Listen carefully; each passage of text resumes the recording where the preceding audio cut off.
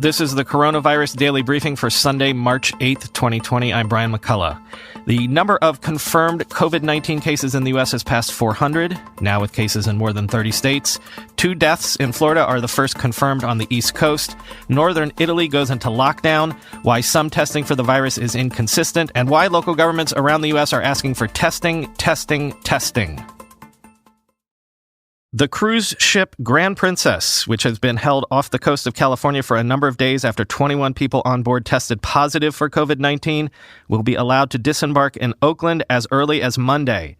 On Friday, President Trump had told reporters that his preference was to have the passengers remain on board the ship, but that he would let others decide whether to bring them off or not. Quote, "I like the numbers being where they are.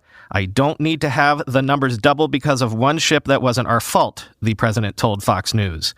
This morning, HUD Secretary Ben Carson appeared on ABC News' This Week and refused to say if a plan had been finalized for the Princess passengers, quoting the Washington Post. When pressed to give details on a plan with imminent implementation, Carson demurred, saying such an announcement should come from, quote, one solitary person, end quote, presumably Vice President Pence, whom President Trump put in charge of leading the U.S. response to the outbreak. Quote, "The plan will be in place by that time, but I don't want to preview the plan right now," Carson said, explaining the plan, quote, "hadn't been fully formulated," end quote. But Brian Kemp, the governor of Georgia, said in a statement, quote, 34 Georgians and additional American citizens from the eastern United States who are currently on the Grand Princess cruise ship off the California coast will be securely transferred to Dobbins Air Reserve Base in Marietta," end quote. And Representative Castro of Texas tweeted that passengers are expected to be quarantined at Lackland Air Force Base in San Antonio. That has been a site used for previous quarantines for such cases as those evacuated from China. There are currently 3,500 people on board the Grand Princess. Also, Florida officials on Friday night reported 2 deaths related to COVID-19 cases, saying both were people who had traveled internationally. This marks the first deaths confirmed on the East Coast of the United States. New York State this morning announced that 105 people in the state had tested positive for the virus, up from 89 the day before. Iran today reported 49 deaths and more than 700 new cases in the past 24 hours. Iran's flagship airline, Iran Air, is suspending flights to Europe. Argentina has confirmed the first coronavirus death in Latin America. The Associated Press is reporting that the White House overruled health officials who were recommending that elderly and fragile Americans be advised not to fly on commercial airlines. Quoting the Associated Press, the Centers for Disease Control and Prevention submitted the plan as a way of trying to control the virus. But White House officials ordered the air travel recommendation be removed, said the official who had direct knowledge of the plan. Trump administration officials have since suggested certain people should not consider traveling, but have stopped short of the stronger guidance sought by the CDC. The person who spoke to the AP on condition of anonymity did not have authorization to talk about the matter. The person did not have direct knowledge about why the decision to kill the language was made or who made the call. Administration officials disputed the person's account. In a tweet, the press secretary for Vice President Mike Pence, Katie Miller, said that, quote, "It was never a recommendation to the task force," end quote, and called the AP story, quote, "complete fiction," end quote.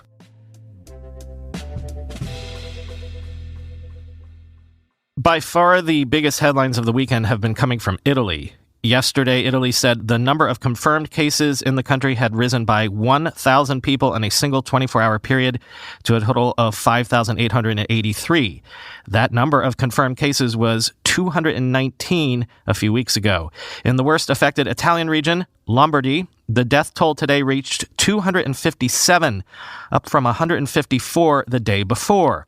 85% of Italy's confirmed cases and 92% of the confirmed deaths so far have been in the Lombardy region.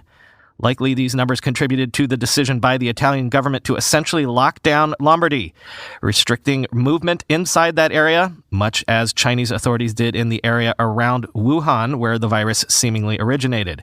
Quoting the New York Times, "We are facing an emergency, a national emergency," Prime Minister Giuseppe Conte said in announcing the government decree in a news conference after 2 a.m. The move is tantamount to sacrificing the Italian economy in the short term to save it from the ravages of the virus in the long term. The measures will turn stretches of Italy's wealthy north, including the economic and cultural capital of Milan, and landmark tourist destinations such as Venice into quarantine red zones until at least April 3rd. They will prevent the free movement of roughly 16 million people, end quote. As mentioned there will apparently be 3 separate sealed-off zones, one around Milan, the other to the east including Venice, and the third going south including the small nation-state of San Marino. The restrictions, as mentioned, are to remain in place at least until April 3rd. Some rail connections will be suspended between Milan and Rome. Public events will be canceled, including funerals. Schools remain closed. The closure of museums and theaters will be extended nationwide. Restaurants and bars, however, are allowed to remain open so long as people remain 1 meter apart. Police and armed forces will patrol the train stations and roads accessing the 14 provinces in lockdown. People inside the lockdown area will only be able to leave for emergency reasons and face significant fines or up to 3 months in jail if they break quarantine. The very leaking of the lockdown plans might have had short-term counterproductive effects. Quoting The Guardian, thousands crowded train stations in Lombardy or jumped into their cars after details of a draft decree banning people from leaving or entering the region were revealed on Saturday afternoon. On Sunday morning, dozens of police officers and medics wearing masks and hazmat suits waited in Salerno in Campania for passengers who had boarded overnight trains from Lombardy. The passengers will be registered and obliged to self-quarantine as fears mount over the virus's spread in the south. Quote, what happened with the news leak has caused many people to try to escape, causing the opposite effect of what the decree is trying to achieve, said Roberto Borioni, a professor of microbiology and virology at the Vita Salute San Raffaele University in Milan. Quote, unfortunately, some of those who fled will be infected with the disease, end quote. Rick Wright is a Californian who was on the Diamond Princess cruise ship that had a huge virus outbreak on it. After being evacuated from that ship, he was quarantined at Travis Air Force Base and is currently self-isolating at home. The thing is, Wright has taken 7 coronavirus tests over the past 2 weeks and has gotten different results. He's tested negative, then the next day positive, and then a few days later negative, then inconclusive. In fact, tests he took just last week were both positive and negative. And it turns out he's not alone. A woman evacuated from Wuhan, China, was released from quarantine at Lackland Air Force Base because she tested negative twice, only to have a subsequent test come back positive. So she's now back in quarantine, quoting the San Francisco Chronicle. Experts say the conflicting results are probably not because the test itself is inaccurate, but rather because the virus can sometimes appear stronger in a specimen from one part of the body, like the lower respiratory tract, than in a specimen from another part of the body, like the nose or throat, or vice versa. The coronavirus test can be done using a sample from the nose, throat, or phlegm coughed up from the lungs. Quote, there might be extreme virus in one part of the body, but not the other, because of the way the disease is progressing in that individual, said Kelly Wroblewski, director of infectious disease at the Association of Public Health Laboratories. Because it is a new virus and a new test, medical experts are still trying to determine when exactly is the best time to start testing people and how often subsequent tests should be done, end quote. Apparently, the term here is virus shedding, which is when viruses replicate in cells and then become detectable via lab tests.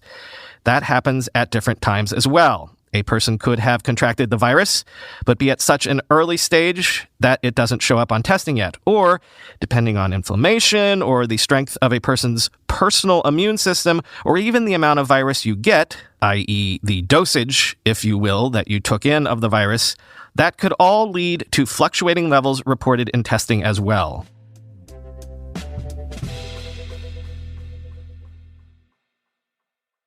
South Korea has tested 140,000 people for the coronavirus, according to Business Insider. That number represents more people than have officially been confirmed as having coronavirus worldwide as of at least last week. Quote, the U.S. and South Korea announced their first cases of the coronavirus on the same day, January 20th. More than 6 weeks later, the U.S. Centers for Disease Control and Prevention has tested around 1,500 people for the virus. South Korea, meanwhile, has tested about 140,000. The nation is capable of conducting as many as 10,000 tests per day and has built drive-through testing clinics that can detect coronavirus cases in just 10 minutes. Officials say the clinics can reduce testing time by a third. This quick response has allowed South Korea to detect more than 6,000 coronavirus patients, around 35 of whom have died. That means the country's death rate is around 0.6%, end quote. Now, on the one hand, that is potentially really good news. The death rate might be lower than we fear. Health officials have said that once more testing is done, they expect the death rate to lower. Why? Because around 80% of cases they believe are mild. Until now, people being tested have tended to be the worst symptomatic and the furthest along. South Korea is basically testing everyone they can, and yes, it's proving that a lot of people have COVID-19, but mild cases that earlier wouldn't have been tested are being added to the mix. The numbers work out that the more testing you do, the more cases you can confirm, even the milder ones. So you're not just catching the worst ones, you're getting a better, broader sense of what is actually out there. As Dr. Roger Schwelt pointed out, as the denominator of a fraction increases, the value of that ratio decreases. It's simple math. But to be clear, run-of-the-mill influenza, the yearly flu, according to the CDC, has a historical fatality rate of around 0.1%. So even at the South Korean numbers, COVID-19 is potentially 6 times worse than the flu. But the reason you want to test widely is that obviously helps identify carriers of the virus before they can transmit widely, and you can get them quickly into quarantine. Until last Wednesday, the Centers for Disease Control here in the U.S. had only tested people who had recent exposure to a confirmed patient and or had traveled to a country with an outbreak and or required hospitalization. And in fact, that basic math we just spoke about can cut both ways. Let's come back to those numbers for a second. South Korea has tested 140,000 people and has a death rate of 0.6%. The U.S., a far larger country, has tested under 3,000 people as of Saturday evening, and thus has a mortality rate for confirmed cases of 5%. 5% is higher than the 4% death rate reported in China. As testing numbers increase in the U.S., expect the number of confirmed cases to skyrocket, but then the death rate hopefully could plummet along with what we have seen in South Korea. Now, everyone cannot be tested. That's not in dispute. The resources just aren't there at this point. But the question that a lot of people have been asking this weekend is, why aren't we testing more? Why aren't we testing everyone we possibly can as soon as possible? New York Governor Andrew Cuomo said in a press conference recently, quote, "I would test everyone you could test," quoting the Washington Post. As an example, he said, if 400 people attended an event at which several people tested positive for coronavirus, then he would test everyone there. This criteria runs contrary to the testing guidelines that the CDC had been following, end quote. And so the question is becoming, why has that been the case for so long? Why the slow rolling out of testing? Well, apparently the CDC opted to develop its own test for the coronavirus, a test that would be capable of identifying multiple viruses. The problem was, apparently, the initial tests were faulty because of a single ingredient, which led to failed results in half of tests. Quote, "What happened in the U.S. is the CDC created and sent out a test to all 50 states and then said, wait, hold up, don't use it." Matthew McCarthy, a hospitalist at Weill Cornell Medicine in New York City, told CNBC last week. Also hampering things, at first the CDC was the only place where testing was to be performed. Until states like New York pushed to do their testing at their own facilities, every single test had to be shipped to Atlanta. Again, let's consider the fact that the U.S. and South Korea reported their first cases on the same day. And yet, in the U.S., testing is still so minuscule. Parts of China have been in lockdown for a month, and the point of that lockdown was that it could have bought the entire world some time to get resources in order. South Korea clearly did this, and the U.S. apparently did not. As a potential example of how this slow to begin testing might be impacting what we're already seeing, one of the reasons Seattle is a hotspot right now for coronavirus cases is because independent scientists set up what is known as a Sentinel surveillance program. Basically, researchers last week began analyzing nose and throat swabs collected from hospitals in the region. In other words, by random chance, they just started testing broadly early. The fear is not necessarily that Seattle is the worst hit region in this country. The fear is that we might all be in the same boat as Seattle. It's just that the testing hasn't ramped up in order to show us that yet. This is from the New York Times on Saturday. A total of 71 public laboratories in 47 states and the District of Columbia had the capacity to test for the coronavirus as of Friday afternoon, according to the Association of Public Health Laboratories, which represents government laboratories around the country. That's up from just 8 labs available to process tests last Thursday. Quote, "We've seen major progress with essentially the lights coming on across the country," said Scott Becker, the association's chief executive. "But the delays mean that," quote, "we're absolutely a few weeks behind where we should be," he said, adding, quote, "there is no way you can sugarcoat that," end quote. Quoting the Washington Post from Saturday morning from a piece titled, "What Went Wrong with the Coronavirus Tests in the U.S.?" Quote, "Narrow testing basically guaranteed that the United States would remain unaware of whether the virus was already circulating among people who thought they had a cold or the flu," end quote. And this is an op-ed from the Washington Post from Friday by William Hanagi, an associate professor of epidemiology at the Center for Communicable Disease Dynamics at Harvard. The title of his piece is "Testing for the Coronavirus Might Have Stopped It. Now It's Too Late." Quote, "Once infection starts spreading, as it clearly has in the United States, even though we haven't been testing enough people to turn up a large number of cases, the virus has an expanding pool of potential hosts. As the number of infected people climb, it is ever harder to stop them before they fatefully join their family for dinner, head to work, at a toy store, or go to a soccer match. If you don't diagnose the disease, it doesn't go away. It keeps being transmitted without being noticed, and 1,000 little fires spark. If we don't start aggressively testing mild illness and contacts of contacts, we will lose all track of them." Bruce Aylward, leader of the joint World Health Organization China mission, put it bluntly, quote, "It's all about the speed," end quote. "We are in a race with the virus, and if it wins, we only get more contacts to chase in an ever-growing chain reaction," end quote. That's the fear that's been making its way around this weekend. Many think the U.S. is now in that uncontrollable chain reaction phase. New York State has been another place with a large number of early cases, but the majority of them, until last week, could be traced to a single person who then infected family members, friends, his rabbi. Officials in New York were able to track down the chain of connections and detect them and move people into quarantine. But how many other cases like that are out there at this very moment?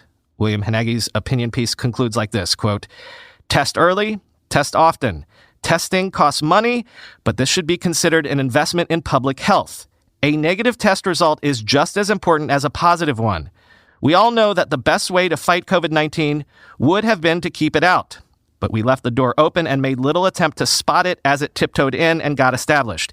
It is hard to understand how this could have happened, but now the least we can do is prepare and mitigate the worst outcomes. The first step is turning on the lights," end quote.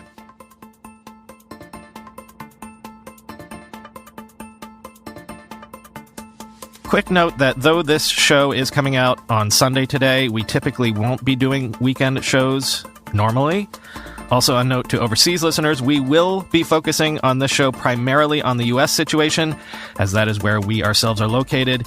We encourage you to turn to your local news sources for news about your immediate region.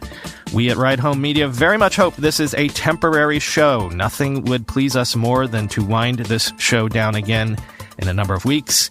But for 2 years now, we have been producing daily news podcasts across 4 different shows, and we felt that daily podcasts are uniquely suited to be useful during news events like this. So we will continue to have an update for you every weekday around 5 p.m. Eastern, so long as people find utility in these updates.